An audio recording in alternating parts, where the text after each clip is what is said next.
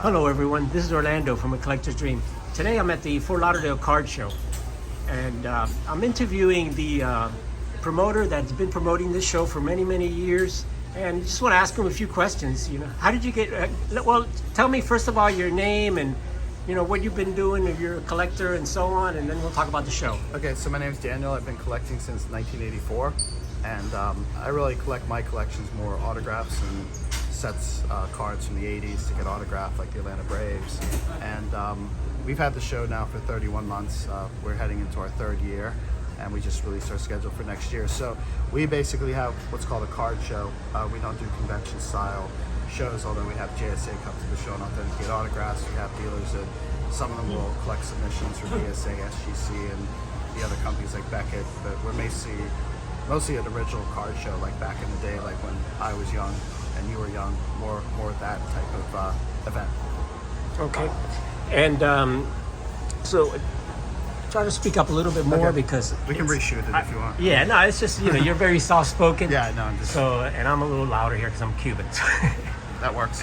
Yeah. How long have you been in Fort Lauderdale, and when did you start this card show? So we started the card show right after COVID. I grew up in Plantation, which is in Broward County. I live up in Delray Beach now. So we started the card show just around COVID. When COVID started to end, we started our show, which was around late April, early May 2020. So what happened was, obviously during COVID, the hobby exploded. That's the best way to describe it. Everything from junk wax became valuable again. And there were shows that were locally and established, but the issue was our Fort Lauderdale show, that venue actually had been torn down. So there was the last Fort Lauderdale type show was in Sunrise. The hotel that was at was actually purchased and torn for development. So there were only a couple other local shows, and the problem you had were a lot of the dealers were opening up tables to mostly the collectors that trade slabs and wax and retail at the time, where like the older dealers that ran these shows for years were basically shut out. So a lot of them, being elderly, they use the show as like a supplemental income for them, or basically there was no room for them. So we decided as a family, my parents and I, that we would try to run a show for fun. It's a family thing. It's not money motivated. We just basically run a show, and we found this venue and we worked out a contract with them, and I guess the rest is history. So it's more about the dealers here. They're more like family to us. Like I said, we don't bring people in like special guests or influencers. That's not what our show's about.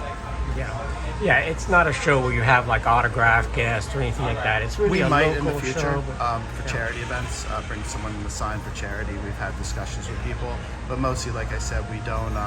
Every table's different, so our goal is that the dealers succeed and everyone's happy. So we're not the type of show that does trade night. We do basically, there's something for everyone. So if you like Pokemon, Magic, toys, Funkos, blasters, retail, single cards, 10-cent cards, it's all here. So the idea is we have a lot of variety, where what I learned through the COVID era, towards the end of 2020, I went to shows I could be in and out in 5 minutes because every table had nothing but retail blasters and slabs.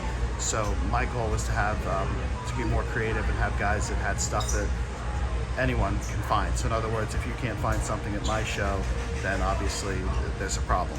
Yeah, that's what I've noticed in your show, is that you have just a little bit of everything, from vintage to Pokemon to wax to supplies. I mean, a little bit of everything. I mean, there's a guy here today that has 93 football, like Bowman football and stadium football. So there's something for everyone. There's even high-end stuff here, hobby-wise as well. All of the latest stuff, like the I think Topps Archives came out this week. So there's always something for everyone, and that's the plan. Like there's Pokemon, there's stuff I don't even know about. Again, just we try to have variety here, and that keeps it consistent, keeps it evolving. Yeah. Let me ask you a little bit about the traffic and how has it been? Because a lot of people talk about the hobby, that it's the prices are coming down on certain things, and that maybe it's not as busy as it was. I know last show is an exception because you had it on a different date normally.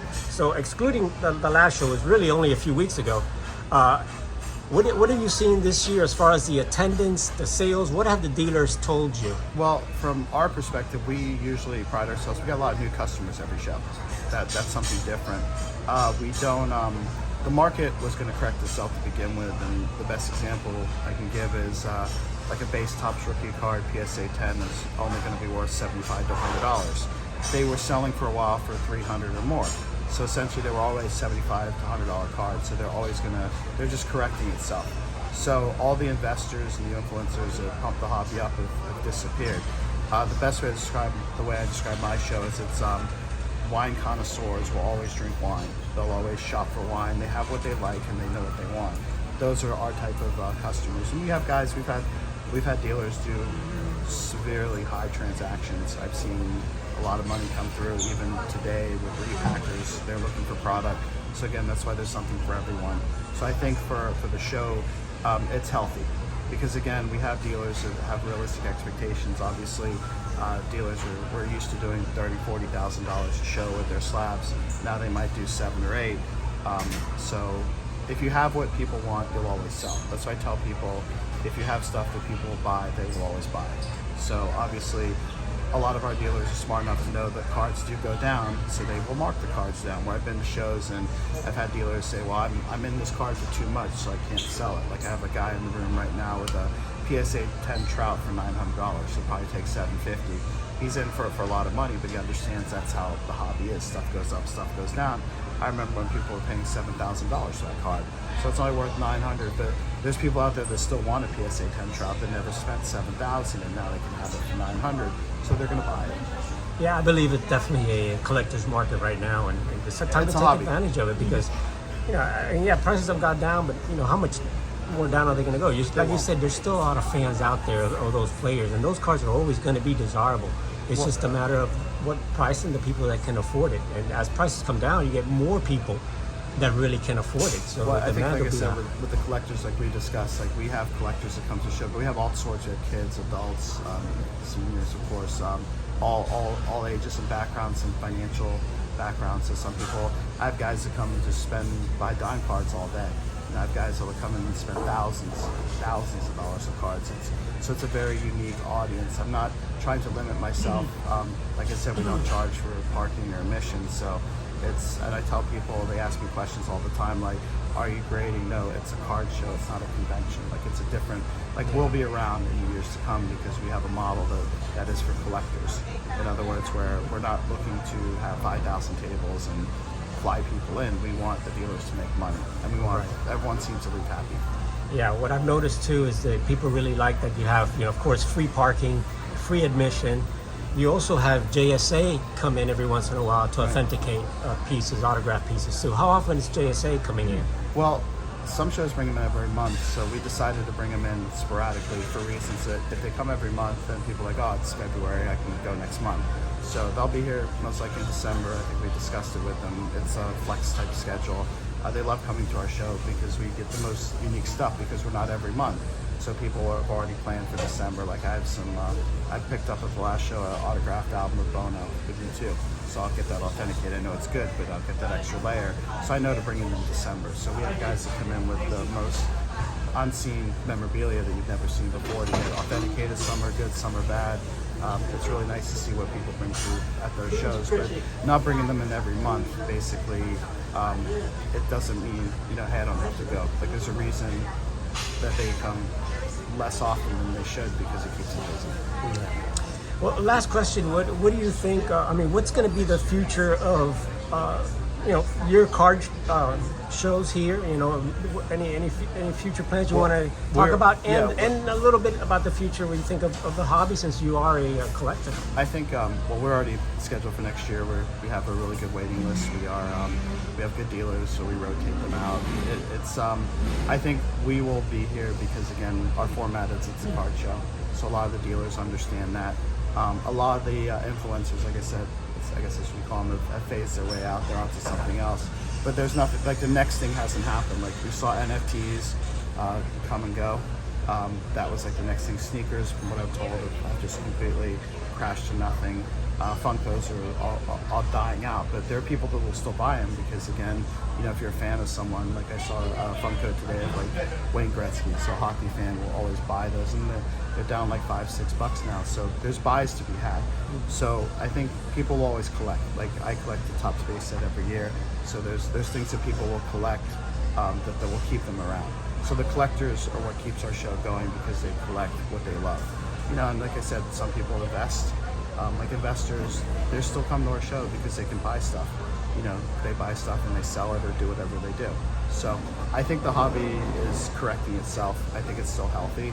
Like I said, Fanatics has put a lot of money into the Topps brand. They probably will acquire Fanatics, will acquire Panini. So there's a lot of product there. I think it's healthier.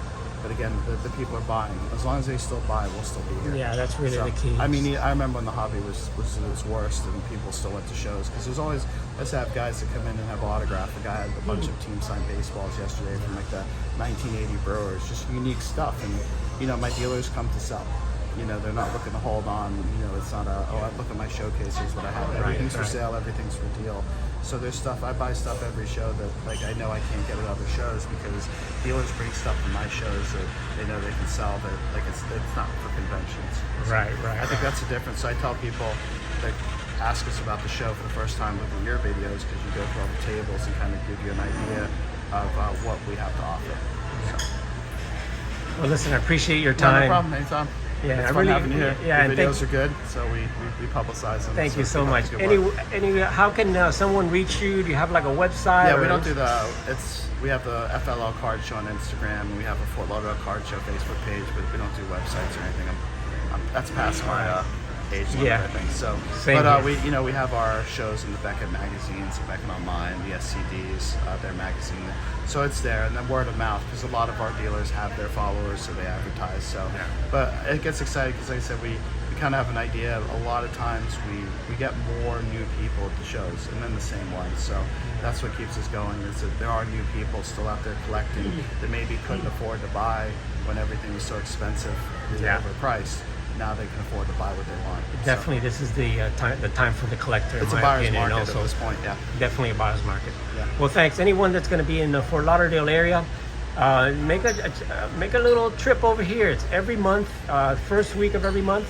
Check out the Fort Lauderdale Card Show. I'm sure you'll like it. So thanks for watching, guys, and thanks for talking to me, my friend. I appreciate And it. I'll see you later. Have an awesome time. Thanks for watching, everyone. Like and subscribe, and check it out when you're in Fort Lauderdale. Have an awesome day.